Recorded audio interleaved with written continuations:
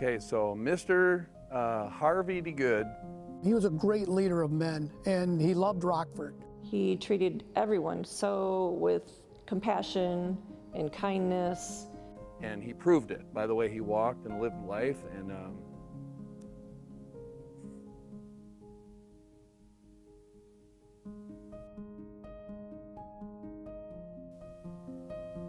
he was just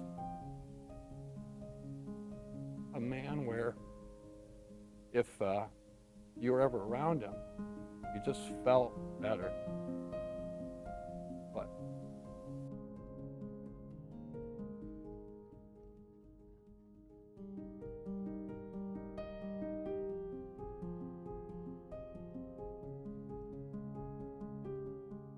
Well, he certainly was a mentor for me. Coach DeGood was a man of character. And, you know, some people can talk about character, talk about faith. He was a man that lived by his words. And it instilled a lot of the leadership qualities that I feel that I have and that I developed.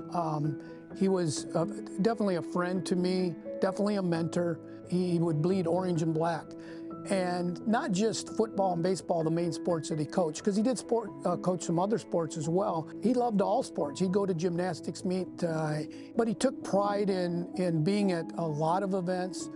He took pride in cheering on the Rams. His loud voice would just carry over anybody else's voice. And his words were always so positive and so impactful that he really had an impact, not just in Rockford athletics and Rockford High School, but the whole community. When you talk about people that have impacted the community of Rockford, Harvey DeGood has got to be one of the top guys on the list. You never heard him raise his voice. And even I came in probably near the last 5 years of his teaching career, and sometimes, you know, people get burnt out at that time. And to this day, even at the end, he still had a positive attitude about teaching and coaching, and he just treated people kindly. You know, if you look at some of these pictures behind me, he coached so many of those athletes that are up there, or were a part of the coaching staff that he coached with. So I think in the number of athletes that he probably touched throughout the years was very impactful. And going to his funeral and just seeing all of the former teachers and coaches and his players just speaks volumes of what kind of a person he was. he had a feeling for where each of his students and athletes were. And my junior year in high school was really tough. There's a million reasons for that, but one Saturday morning during baseball season, probably during the lowest time of my life personally, I was getting up 9 a.m. My dad was out for the weekend doing Army Reserves, and I kind of got up and rubbed my eyes. I looked out the front window, and in comes Harvey DeGood in his big old green Ford. And in the back of his green Ford, he had all the baseball equipment, and he used to drag the varsity field down by the old football varsity field. And in comes the green Ford, and he spent a good amount of time, and he just wanted to know how I was doing. And he just knew that I was carrying an unnecessary load at that time, and he just randomly stopped in, and man, did that speak volumes to me. He was a dad. He was a coach, leading FCA, but he still had time for me. And Harv was just that way with everyone. And one of the greatest things he had a vision for was just those who were down and out and who could possibly be struggling. And he never looked at any human being that way. And he proved it by the way he walked and lived life. And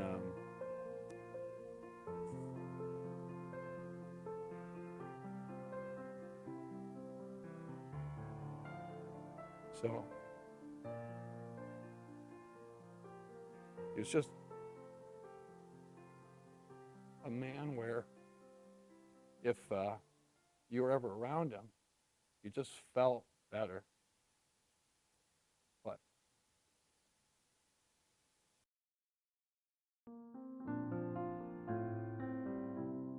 So Harvey DeGood was just the sweetest, kindest man. He was such a good person. He was support for coaches. He was support for kids. He made us all feel special. He made us all feel supported. There wasn't a day I didn't go in there that I didn't give that man a hug. And his smile just, it was the kindest, warmest, sincerest smile. He always had time for you. He always had time for the kids. And he has taught me to always be kind.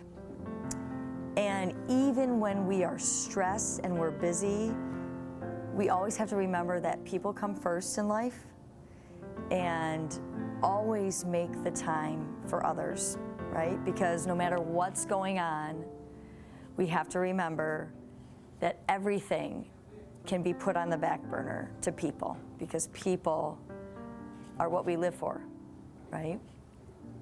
So Harv shows us all how we need to be as citizens in communities, giving back to our communities, right? He shows us the importance of giving back, right? To so many things, not just to our school district, but to these kids and the adults that would be coming to watch their kids play. Like, so many of them knew Harv from being in high school, and so just always putting people and community first. Like, he has done so many great things for so many. Yeah. Yeah. You're welcome.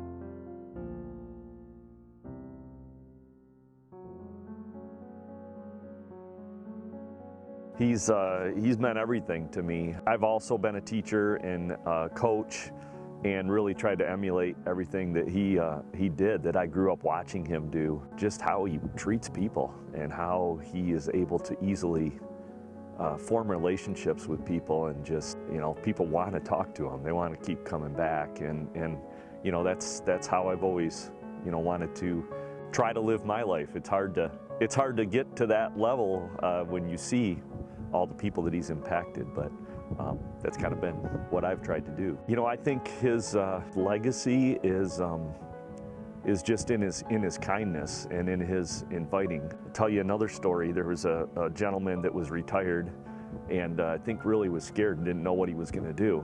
And my dad was involved in a senior golf scramble. So they would, once a week, they would go to a different golf course and play in a scramble, and it was a way for them just to connect. It wasn't a real high pressure thing, and my dad said, "You're going to go to this," and he was like, no, I'm not.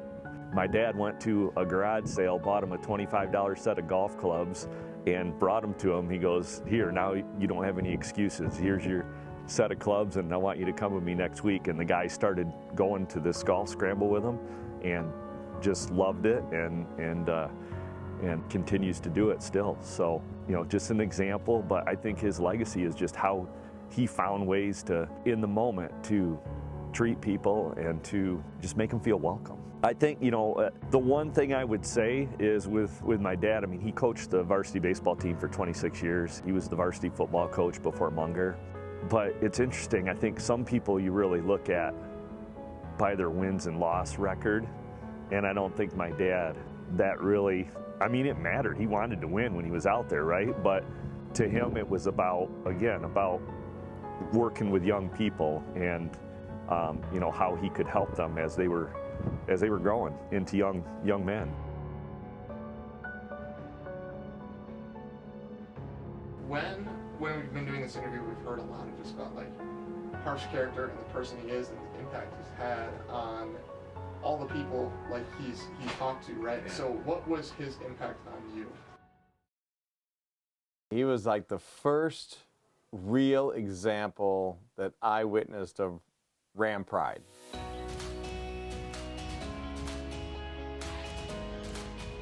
He would lead the pep rallies on football days, and I remember one time took the reins and he got this whole student body in what is now North Rockford Middle School's gym, You know, we're all packed in there, the kids are packed in there, and he's got them like eating out of the palm of his hand. He had everyone's attention, and he comes up with the line, you know, when they cut me, I'm gonna bleed orange and black. And just the place went nuts. And I just, that's what I think of. That's the first thing I think of whenever anyone asks me about Harvey DeGood is like, you know, his passion for this community and for this school. He was all in on his job, and I love that enthusiasm for his job, for the kids he worked with, for the staff he worked with. You know, it was just, that was inspirational. It was great to have him as a mentor early in my career, and he was just a face of the community. You know, being a football coach, that's part of the gig. You know, you represent not just your football players, you represent the school and you represent the community, and he did it really well. So his impact was far-reaching. I would say that Harvey DeGood's legacy really comes down to faith, family, and friends. His faith was incredibly important to him. His family was incredibly important to him. He had a great marriage with his wife and took care of her late in his years. Just a great example for every man to strive for. And then he was good to all of his friends, and his friends were anyone he came across.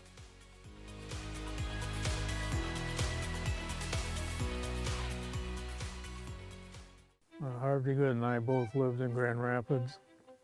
We both went to the same elementary school, and we both went to high school in Grand Rapids at Grand Rapids South High School.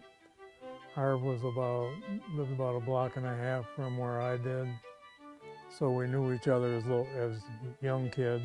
And then we spent time, you know, at the parks playing ball and basketball and baseball and football and stuff. If you knew Coach DeGood at all, Coach DeGood had a way of getting the best out of people, a lot of his players. And he was especially good at knowing when a boy needed advice. There were many players that he influenced their life greatly by helping them when they had a situation that came up where they needed help, or if they needed to kind of get on the right track. And he was a man of faith. Coach DeGood started the Fellowship of Christian Athletes here at Rockford. He did not go around telling people they had to be a certain faith or do something, but because of his faith, he cared about helping them, and sometimes he could help them in that way too. He was a people person. He cared about people. I can't think of very many people that put as much time into really caring about the lives of students and athletes that came through him. But the main thing about him would be his caring about people. And sometimes on the bus ride, we would talk about things like that. And you know, without giving you specific examples, I know several people whose lives were changed because of him.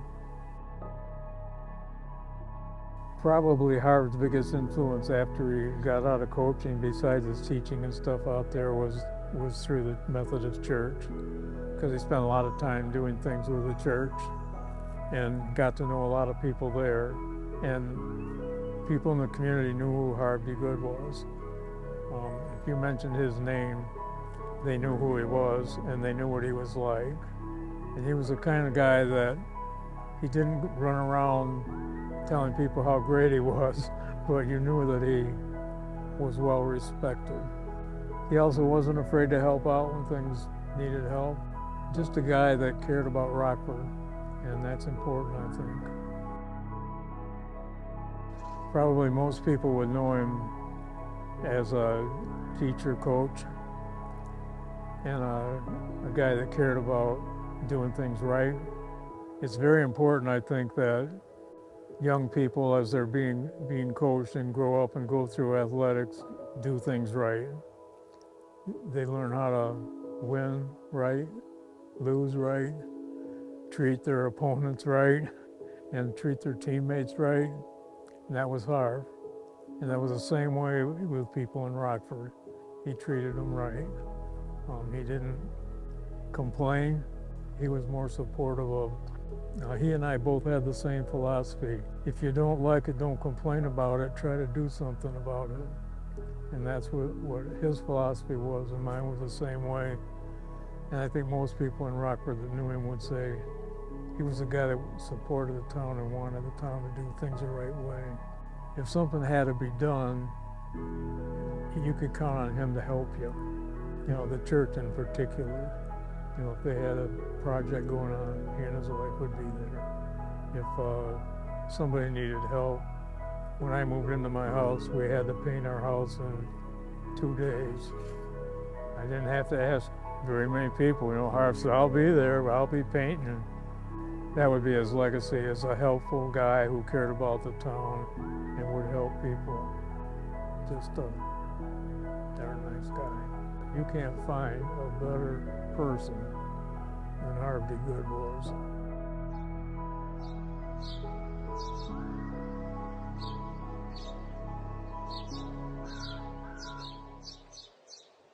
It is time for parting shots here on the program. And oh my heavens, do we have a giant in the community to feature during parting shots right now? I want to say a shout out to everyone at Rockford. And if I lose this a little bit, Steve's going to help me out. But we lost, I think, Mr. Rockford yesterday. 44 years, Rockford Public Schools. Harv DeGood passed away. A lot of people know Harv, baseball coach, football coach, gym teacher. Beautiful person. And I want to read something from Harv that kind of tells you what type of high school coach he was. Doing good things, helping people, going to church, having a religious faith. Don't go it alone. Surround yourself with positive people in life. Don't let somebody down. And don't let someone drag you down. He was 80+ years old. Rest in peace. My thoughts and prayers, and everyone with his wife, Deanna, and his 3 beautiful kids, Ken, Steve, and Laura. God bless.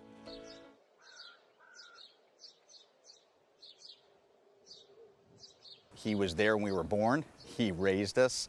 He was like a second dad, just like his wife was a second mom. And literally our parents grew up together. We're teachers in the Rockford system. My dad and Harv coached together. And then the DeGoods had 3 kids. And it just so happened, except for Ken, who was older, he was kind of our older brother. Steve was the same age as my brother, and they were best friends in high school. And then Laura was a year older than me. So we always had some sibling that was almost like our sister or brother per se growing up with us. And we just became big fans of each other's family. We do Christmas together. We went to the same church together. So it was weird if you didn't see the DeGoods at least once a week. He wasn't afraid to do whatever the community needed. He started the first ever club or charter for Fellowship of Christian Athletes, which was near and dear to him. He was a man of faith in his family and his kids. And so he always wanted to help out any way he could, whether it was Fellowship of Christian Athletes for students, whether it was coaching kids, whether it was mentoring kids. He was always the guy that would go visit people in the hospital, courtesy of the church or just, representing a family of maybe an athlete that he coached. Always wanted to help out. And so he impacted so many people, and you saw that if you were around him at all. And he took that to the teams that he coached. It was more than just a coach and player relationship for most of us. It was like a father relationship. And I think that's what endeared and touched a lot of people. Just touching on that, like what would you say, if you could sum up like Harv DeGood's legacy in Rockford, what would that be? He would be like the ram that you see over here as you're coming in. Now Carlson Munger Football Stadium, and ironically enough, he was a varsity football coach. He was a JV football coach here. I know that they kind of call the practice area, the lacrosse field now, the Harv, and that's after him and his legacy. He was a guy that on his lunch hour, if you can envision this as a baseball coach, if we had a game at home, he would drive down, and it wasn't right behind the school where our baseball field was, it was downtown, so it was a couple miles away. He would eat a sandwich, hop in his car, go down, hook his personal car up to the field gate, because that's how you used to drag the fields back in the day. We didn't have the fancy turf fields or anything, and he would drag the field himself so it was ready for game day, made sure it was lined, made sure the bases were all set.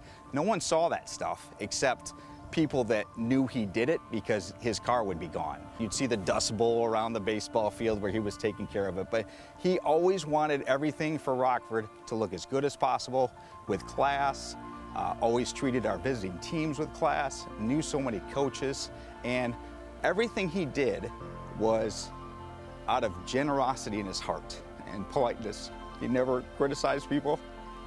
One of the things that we used to have fun with him is he didn't like to swear.